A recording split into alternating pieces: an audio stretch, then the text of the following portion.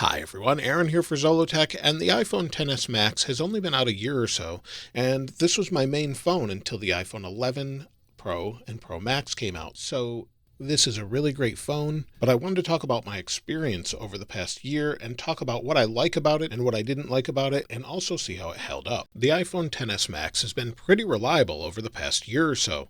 Durability-wise, it's held up pretty well, with the exception of the one time I dropped it in the lake right back there. I dropped it in a different spot, and I have a separate video all about that, but unfortunately it didn't withstand the water, and I had to get the phone replaced under AppleCare warranty. So it's okay, the IP68 certification, I don't really trust that, so if you're going to take this in the water, I would actually put it in a waterproof case just to be safe.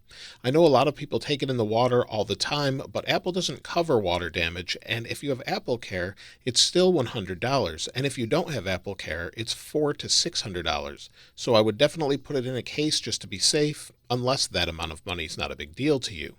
Now, as far as the overall durability, since I don't use a case or screen protector, it's held up pretty well considering this was replaced due to that water damage.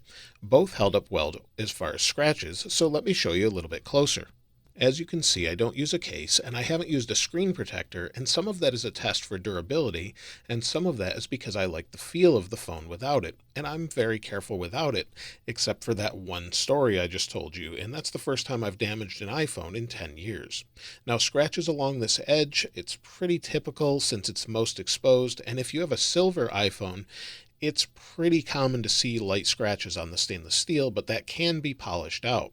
Now, the same is true of scratches on the back and the front, and you can see the scratches under certain light, as you may be able to see it right here.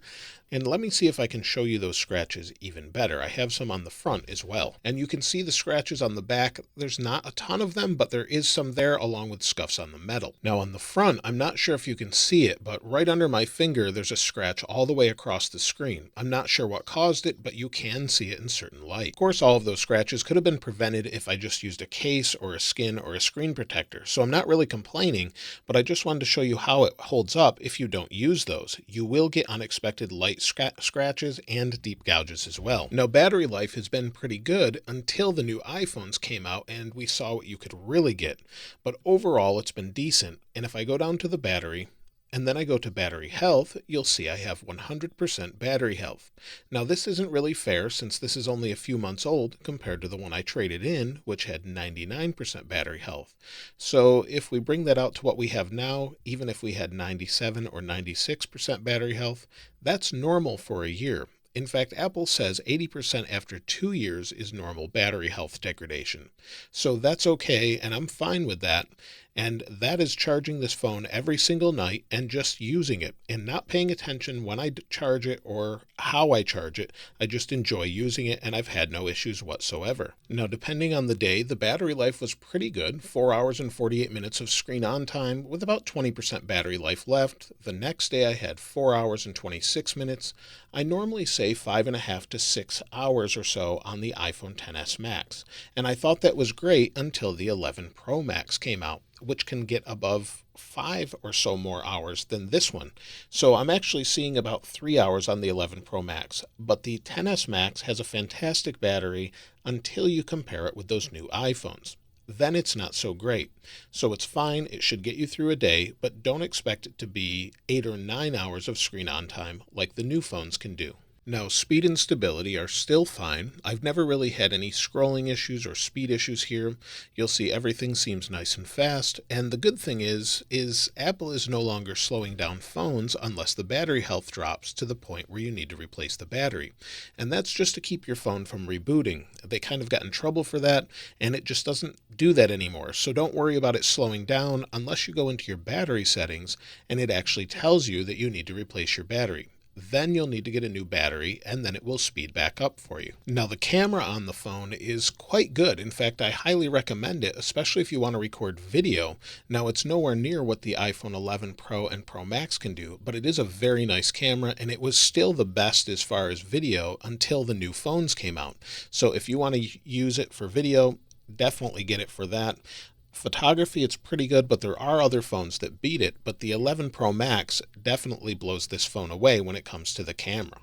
Now, the overall experience has been great with the exception of one thing, and it's a pretty major thing, and that's reception. It works fine with Wi-Fi for me, but if I leave a Wi-Fi network and then go to a cellular network, or I just disconnect Wi-Fi, it doesn't actually do anything. I have to turn on airplane mode, turn it back off, turn off Wi-Fi, and then I'll have reception. So it's just a big pain, and it seems to be consistent, and it hasn't improved with updates. And I think that's due to those Intel modems or even the antenna design on these phones. It's just not that good.